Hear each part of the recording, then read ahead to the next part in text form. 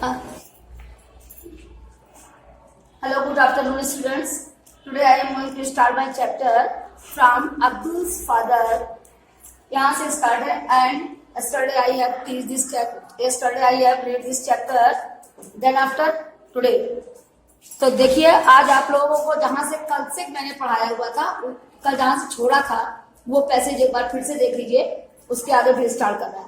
यहाँ से देखिए. In a corner there is a shelf of books stacked with English and Tamil classics. In the corner कोने में एक सेफ रखी हुई थी, एक अलमारी रखी हुई थी. उसमें क्या जो बुक्स स्टैक्ड माने फील्ड अप, जिसमें की किताबें लगी हुई थी, भरी हुई थी. वो किताबें किस चीज की थी? इंग्लिश और तमिल साहित्य से भरी हुई वो किताबें थी. यानी जो कोने में अलमारी खड़ी हुई थी वो पूरी बुक से भरी हुई थी. और बुक्स किस चीज की थी? इंग्लिश और तमिल क्लासिक से भरी हुई थी. Abdul stayed in that house with father, mother, brothers and sisters. Abdul इस घर में अपने पिताजी के साथ, अपनी माता के साथ और अपने भाई बहनों के साथ रहते थे.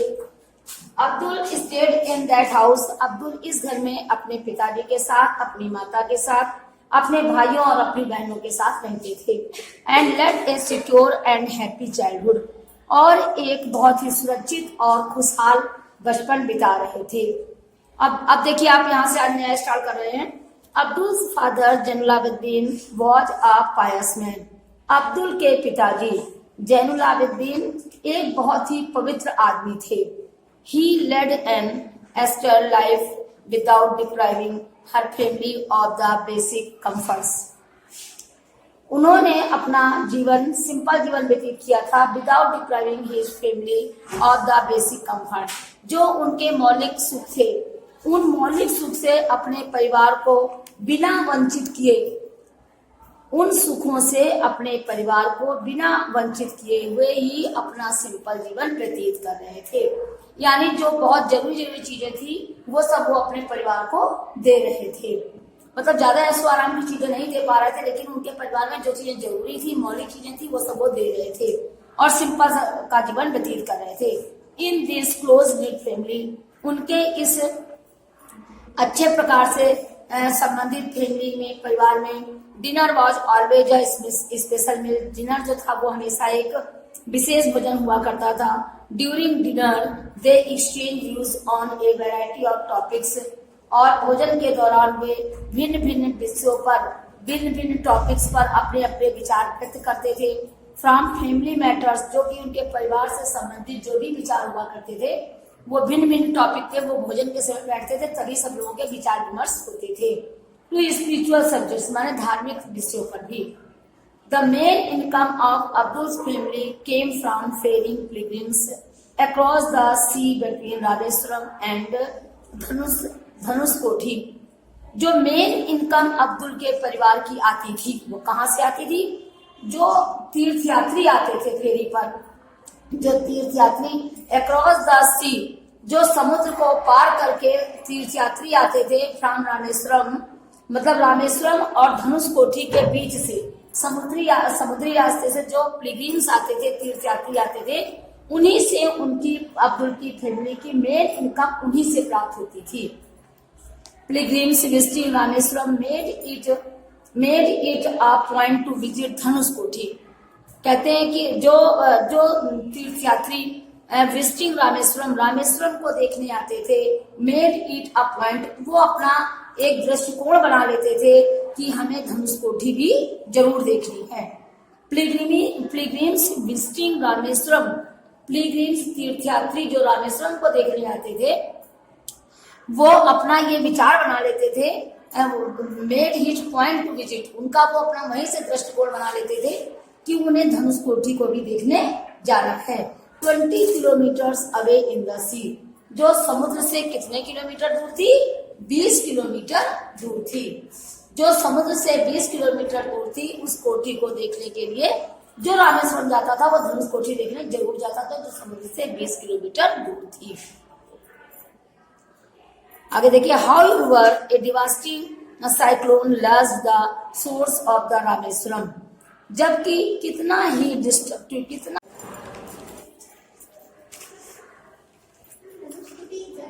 धनुषकोटी जगह का नाम है और क्या?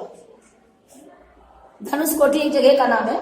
However, a devastating cyclone lashed the shore of Rameswaram and their boat was destroyed. जबकि एक ही बहुत ही विनाशकारी साइक्लोन आया, एक बहुत बड़ा भूकंप टाइप में आया, and lash the shore of Rameswaram, जिसने कि रामेश्वरम के सारे जो समुद्री किनारे थे उन सबको ध्वस्त कर दिया, डिस्ट्रॉय कर दिया, एंड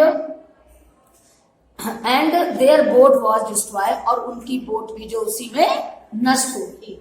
जो एक तूफान टाइप का आया, साइक्लोन आया, विनाशकारी साइक्लोन आया, विनाशकारी तूफान टाइप का आया, जिसने कि इस रामेश्वरम के सारे जो समुद्री किनारे थे उनको डिस्ट्रॉय कर दिया, और इनकी नाव भी जो थी वो भी डिस्ट्रॉय हो गई, माने वो भी बर्बाद हो गई। The family lost their only source of livelihood in one ship, tragic stroke. एक बार के तूफान में, एक बार के भूकंप, मतलब भूकंप नहीं कहेंगे, तूफान कहेंगे, एक बार के इस मंजर में, इस तूफान में उनका जो ओनली सोर्स ऑफ लिवलीहुड था, उनके जीविकोपार्जन का एक एकलौता साधन था, वो सब क्या हो गया, उनका बर्बाद हो गया।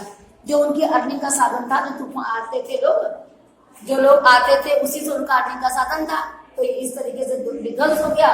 तो उनके जो लोग देखिए, family lost their only source of livelihood in one shift, इस तेजी से और इस विनाशकारी आपातकालीन एक बार के प्रहार से उनका फैमिली का जो अर्निंग का साधन था, जीविकोपार्जन का साधन था, वो सब नष्ट हो गया। The enterprising young Abdul wanted to help the family. अब जो ये बहुत ही समझदार जो यंग अब्दुल थे, ये क्या करना चाहते थे, wanted to help the family through the crisis. इन आपत्तियों के होते हुए भी, इन विपदाओं के होते हुए भी, इन परिस्थितियों के होते हुए भी, क्राइसिस माने होता है कि विषम परिस्थितियां, कि जो यंग अब्दुल, जो छोटे अब्दुल थे, इन विषम परिस्थितियों के बावजूद भी परिवार की सहायता करना चाहते थे, परिवार की सहायता करना चाहते थे। ही रियलाइज, उन्होंने महसूस किया, दैट देयर वाज, उन्होंने क्या महसूस किया, that there was a demand for tamarind seeds.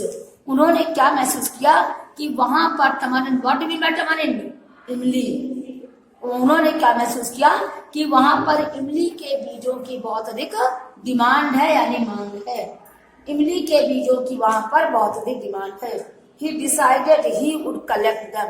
उन्होंने यह निश्चय किया कि अब वो इमली के बीजों को कलेक्ट करेंगे, एकत्रित करेंगे, and sell them to a shop near his house, और इकट्ठा करेंगे और अपने घर के नजदीक एक दुकान में उन्हें जाकर बेच देंगे, और अपने घर के नजदीक एक दुकान में जाकर उन्हें बेच देंगे। His family wanted him to concentrate on his studies, लेकिन उनके परिवार के लोग क्या चाहते थे कि उनका दिमाग पढ़ाई में कॉन्सेंट्रेट हो, यानी उनका दिमाग पढ़ाई में एकाग्रचित्त हो। लेकिन उनके परिवार चाहता था कि उनका दिमाग जो है वो पढ़ाई में एकाग्रचित्त हो, कॉन्सेंट्रेट हो। He said, उन्होंने कहा, he would study as well as help his family। उन्होंने कहा वो पढ़ाई भी कर लेंगे और अपने परिवार की सहायता भी कर लेंगे। उन्होंने क्या कहा कि वो दोनों काम कर लेंगे। He said he would study as well as help his family। उन्होंने कहा कि वो अध्ययन भी कर लेंगे और अपने परिवार की सहायता भी कर लेंगे। Reluctantly, बेमन से, everyone agreed। उनकी इस बात पे बेमन से, रिलैक्टेंटली माने बेमन से, सब लोग उनकी बात पर सहमत हो गए। सभी लोग बेमन से उनकी बात पर सहमत हो गए। Even while studying or enjoying the evening with his friends on the beach। कहते हैं यहाँ तक कि जब वो स्टडीइंग करते थे, अध्ययन करते थे, और enjoying the evening, या शाम को एंजॉय करते थे, यहाँ तक कि जब वो पढ़ाई करते थे या शाम को अपना एंजॉय करते थे अपने मित्रों के साथ समुद्री किनारे पर, he set aside some time to collect tamarind seeds। तब भी वो अपना समय, कुछ समय इमली की बीजों को एकत्र करने में लगाते थे। यहाँ तक कि even while studying or enjoying the evening. यहाँ तक कि जब वो पढ़ते थे या वो शाम के समय समुद्री किनारे पर अपने मित्रों के साथ एंजॉय करते थे यानी आनंद उठाते थे, तो क्या होता था, ही सेट असाइड सम टाइम, वो एक किनारे जाके अपना कुछ समय इमली की बीजों को एकत्र करने में लगाते थे। And sell them to the nearby shop, और उसे नजदीक के दुकान में जाकर, नियर बाय माने नजदीक की दुकान में जाकर बेच देते थे। For this he was paid the princely sum of 1 anna. इसके लिए उन्हें बहुत अच्छा पैसा, यानी प्रिंसली माने राजकुमार के समान, यानी बहुत अच्छा पैसा मिलता था। कितना मिलता था? 1 आना। और इसके लिए उन्हें 1 आना पेड किया जाता था, 1 आना मिलता था। बिसाइड सेलिंग टमारिन सीड्स, बिसाइड्स माने के अतिरिक्त, इमली के बीजों को बेचने के अतिरिक्त he helped his cousin Shamsuddin to sell the popular Tamil newspaper Dinamani, ठीक है, दिन्नामणि, ठीक है। देखिए यहाँ से इमली की बीजों को बेचने के अतिरिक्त वे अपने चचेरे भाई शमसुद्दीन को क्या करते, वो अपने भाई, चचेरे भाई शमसुद्दीन की भी सहायता करते थे। इमली की बीजों को बेचने के अतिरिक्त ही हेल्प्ड हिज कजिन, वो अपने चचेरे भाई शमसुद्दीन की भी सहायता करते थे। To sell the popular Tamil newspaper, किस चीज में सहायता करते थे? एक प्रसिद्ध तमिल न्यूज़पेपर जिसका क्या नाम था? दिन्नामणि नाम था उस न्यूज़पेपर का, उसको बिचवाने में भी सहायता करते थे। To earn a little more money, थोड़ा और पैसा कमाने के लिए। और इसके बाद बीजों को बेचने के बाद के अतिरिक्त वो अपने चचेरे भाई शमसुद्दीन के साथ की भी सहायता करते थे। उनके प्रसिद्ध तमिल न्यूज़पेपर दिन्नामणि को बेचने के लिए टू अर्न ये लिटिल मोर मनी, जिससे वो थोड़ा पैसा और कमा लेते थे।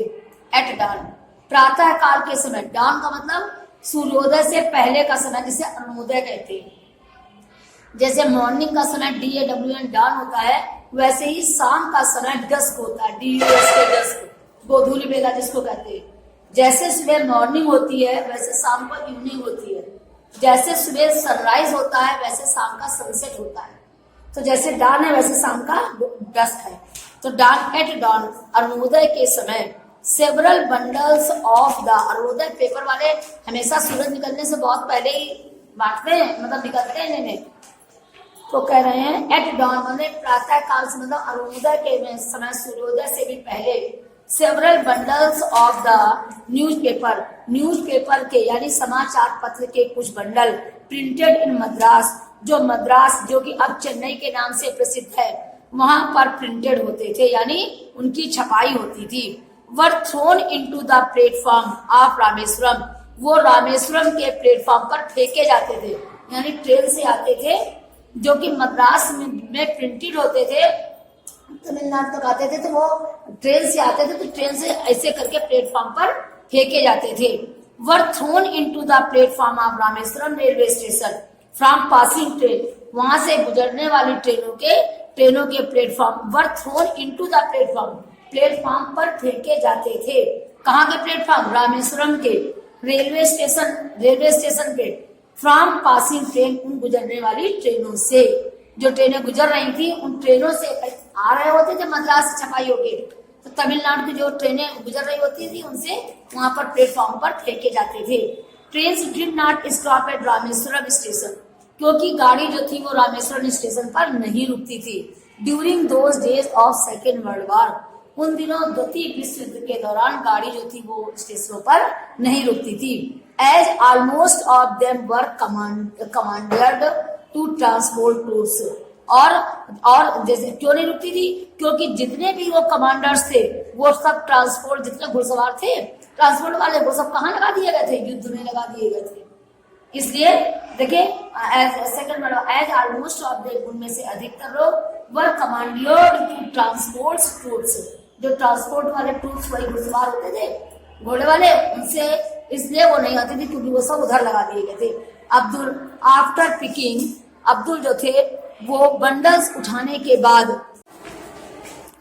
Abdul after picking up the bundles mark for his area, Abdul जो थे वो अपना बंडल उठाने के बाद अपनी एरिया की ओर चल पड़ते थे।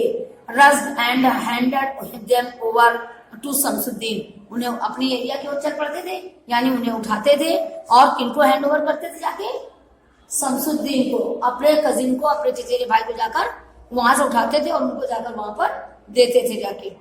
Who gave Abdul A small amount for the service he had rendered, और वो इसके लिए अब्दुल को क्या देते थे, थोड़ा पैसा देते थे इस सर्विस के लिए, इस सेवा के लिए जो वो प्रदान करते थे। भाई वो प्लेटफॉर्म पे छोड़ के चले जाते थे ट्रेन वाले, ये वहां से उठाते थे फिर शमसुद्दीन के पास जाके दे के आते थे। इसके लिए शमसुद्दीन उनको चचेरा भाई उनको इस सेवा के लिए कुछ पैसा देते थे।